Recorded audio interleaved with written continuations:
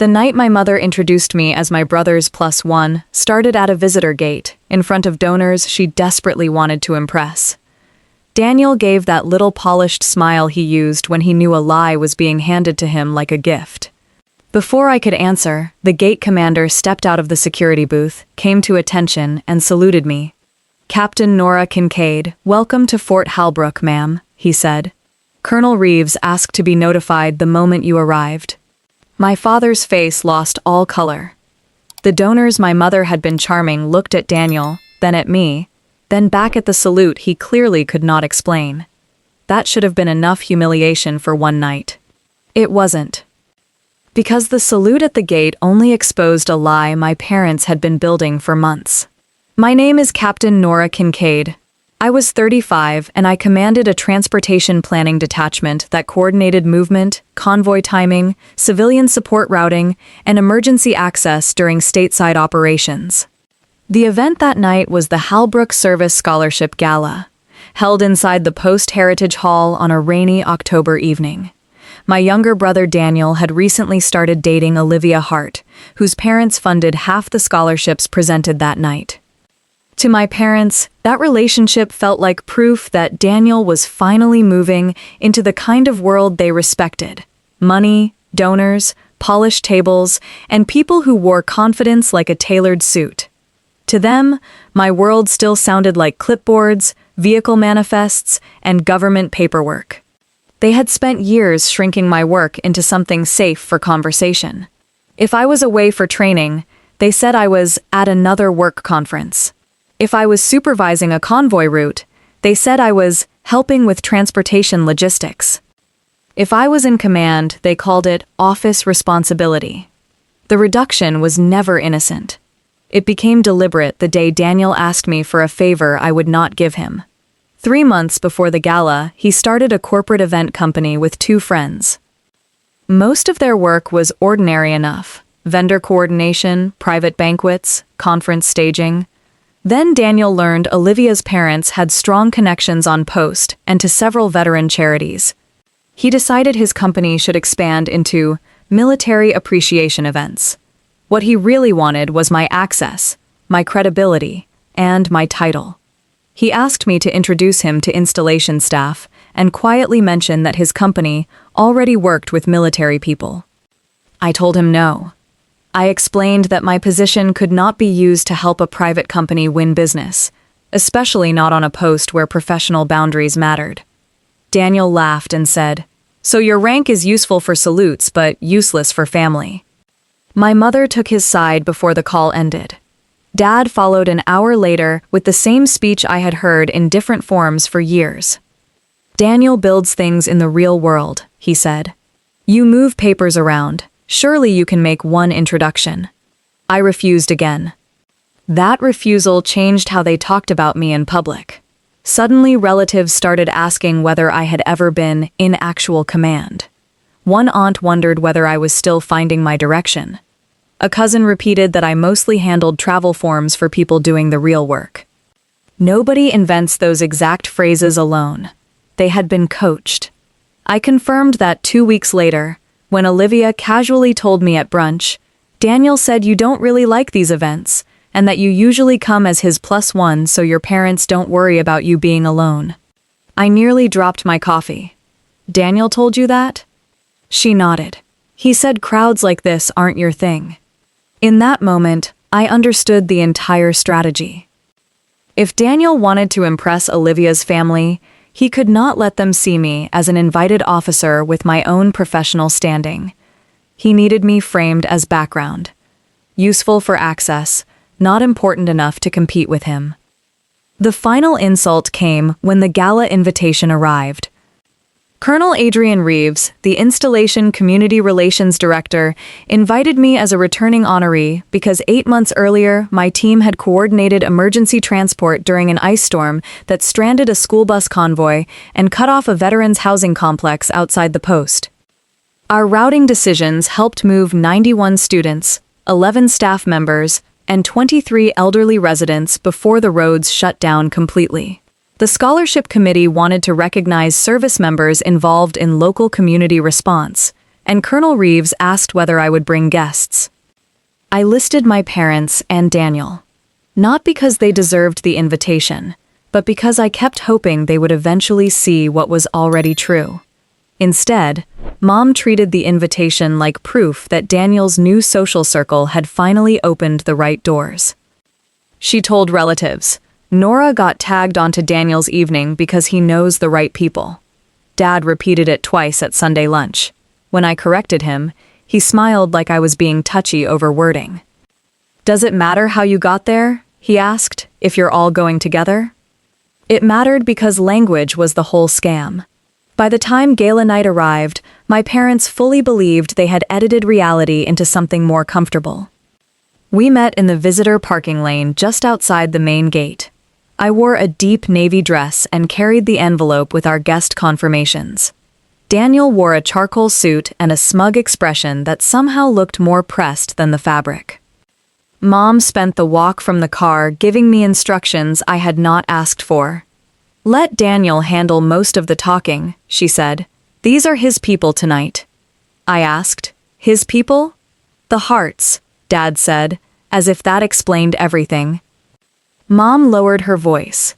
"Just don't make it about rank or work. Let him have a clean evening." A clean evening, apparently, meant pretending I was decorative. We reached the waiting donors near the security checkpoint. Mom introduced Daniel first. Then she gave the line that set everything in motion.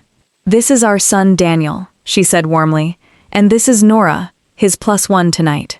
Daniel did not correct her. He smiled. Then the gate commander stepped out. Captain Elias Grant was supervising entry that night. He saw my face, came straight toward us, and saluted. "Captain Kincaid, welcome back," he said. "Colonel Reeves asked us to escort your party. Your guest clearances were approved under your invitation." Nobody in my family moved. The donor couple blinked at my mother. Captain Grant continued, "Professionally kind and unintentionally devastating. Ma'am, once you're ready, I'll have the shuttle take you directly to the Heritage Hall. The reception coordinator is waiting for you at the officer's entrance." Dad cleared his throat. "Guest clearances under her invitation?" Captain Grant answered him the way professionals answer obvious questions. "Yes, sir. Civilian access for tonight's gala is tied to Captain Kincaid's guest list." Daniel finally found his voice. "We were told the Hart family arranged it." Captain Grant looked mildly confused. "No, sir. The Hart family is sponsoring part of the gala. Captain Kincaid is one of tonight's returning honorees." I did not add a single word. I let the truth stand where the salute had placed it. Inside the hall, the gap between their story and reality widened fast. A reception aide met us by name, but not Daniel's. She took us to the check-in desk and handed me the honor recipient folder. The reserved seating card placed me at the front sponsor table between Colonel Reeves and a local hospital board chair. My parents and Daniel were assigned to the adjacent guest table.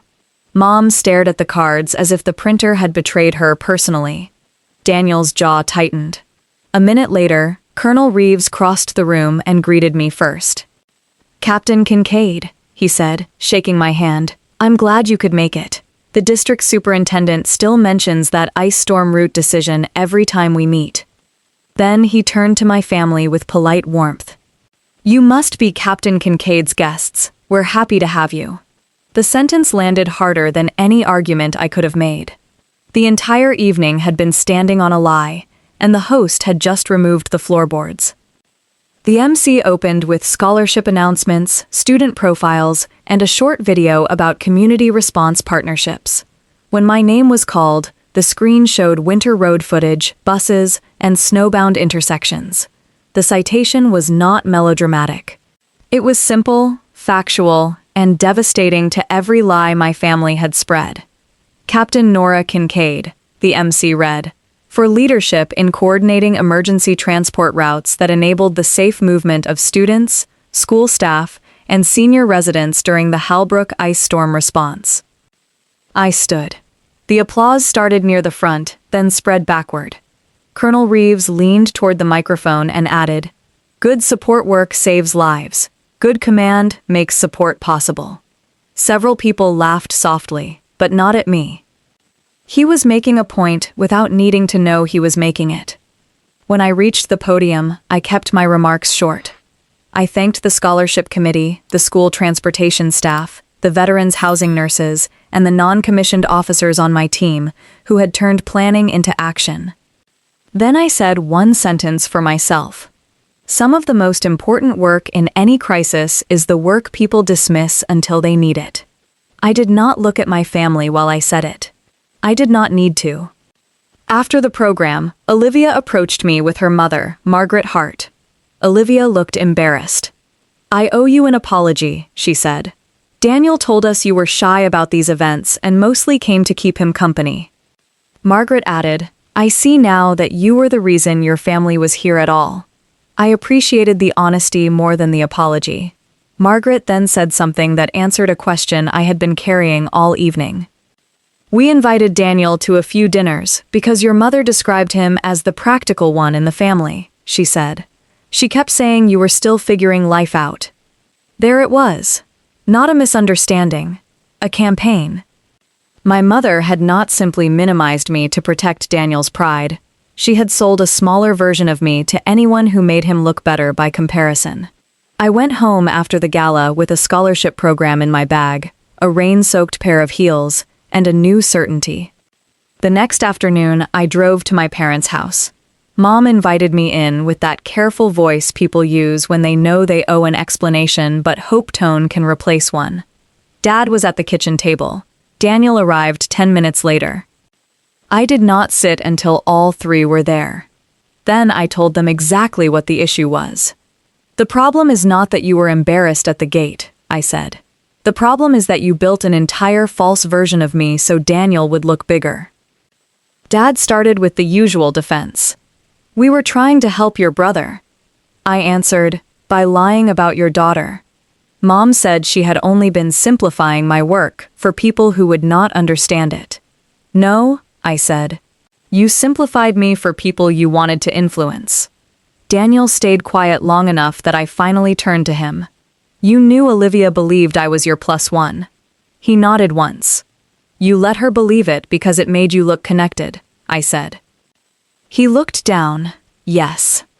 That one word did more than another hour of excuses. At least it was honest. I laid out the only path forward I was willing to accept. First, Mom would call Margaret Hart and correct what she had said about me.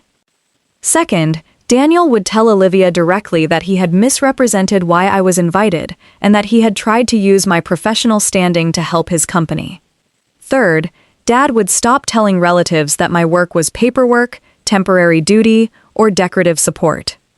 And finally, none of them would ever use my name, rank, photograph, or access to strengthen a business connection without my clear permission. Mom asked, "And if we don't?" I answered, "The only way that meant anything. Then you can keep the smaller version of me you created, but you will not have access to the real one." For the first time, nobody accused me of being dramatic. They knew exactly how close they were to losing me. Margaret Hart received the call that evening. So did Olivia. Dad sent a message to the extended family group the next morning. He wrote, "I need to correct something. Nora was not Daniel's guest at the scholarship gala. We attended as her guests. She is a captain in command of a transportation planning detachment, and I have minimized that unfairly." It was not poetic. It was perfect. Daniel's message to Olivia was longer and probably more painful for him. He admitted he had tried to turn proximity into status. Olivia later told me she respected honesty, but not the kind that only arrives after public embarrassment. They did not break up immediately, but the relationship never recovered the confidence he had borrowed from other people. Not because a salute fixed my family. It didn't. What fixed things, or at least made them truthful, was the moment a lie met a gate it could not pass through. My parents introduced me as my brother's +1. The gate commander saluted me. And for once, nobody was able to talk over the truth. If your family had spent years shrinking your work to protect someone else's ego, would you have corrected them right there at the gate, or waited until the next day like I did?